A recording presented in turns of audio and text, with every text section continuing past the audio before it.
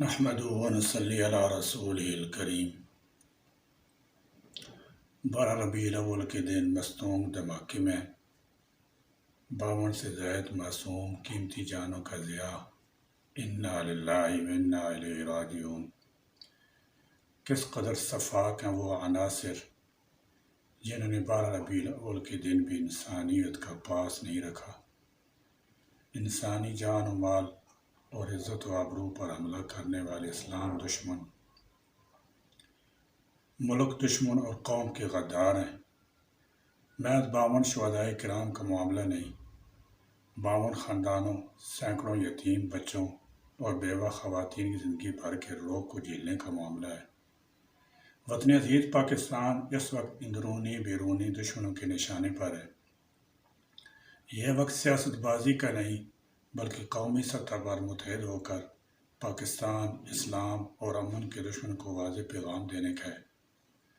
افسوسناک بات یہ ہے کہ اس قسم کا کوئی واقعہ رونما ہونے کے بعد بجائے اس کے اس قسم کی صورتحال اور کمزوری کا کوئی مستقل سدباب کیا جائے، ہمارے سیاستدانوں بالخصوص حکومت میں شامل لوگوں کو وہی رٹے رٹائے بیانات دینے کا سلسلہ شروع ہو جاتا ہے۔ کوئی کہتا ہے کہ یہ بزدلانہ اقدام ہے تو کوئی دعویٰ کرتا ہے کہ دہشت گردوں کو اس قسم کارروائیوں کی اجازت نہیں دی جا سکتی۔ کوئی ان سمجھداروں سے پوچھے کہ کیا ان دہشت گردوں نے تم سے پوچھ کر کوئی کارروائی کرنی ہے جو تم انہیں اجازت نہیں دو گے؟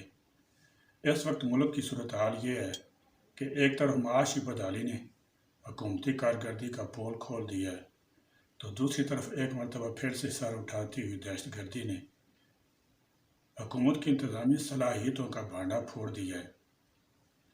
ملکی حالات یقینی طور پر اس نہج پر پہنچ چکے ہیں کہ اب یہ معاملات الزام تراشیوں یا پھر مصنوعی قسم کے عارضی حل پیش کرنے سے ٹھیک ہونے والے نہیں۔ اس کے لیے تمام سیاسی پارٹیوں اور اداروں کو مل کر بیٹھنا ہوگا اور مسئلہ کا حل نکالنے کی کوشش کرنا ہوگی۔ اگر سمجھا جائے تو بڑھتی ہوئی دہشت گردی ایک الارم ہے جس پر تمام سیاسی قیادت اور سیکورٹی اداروں کو فوری اور مکمل توجہ دینا ہوگی۔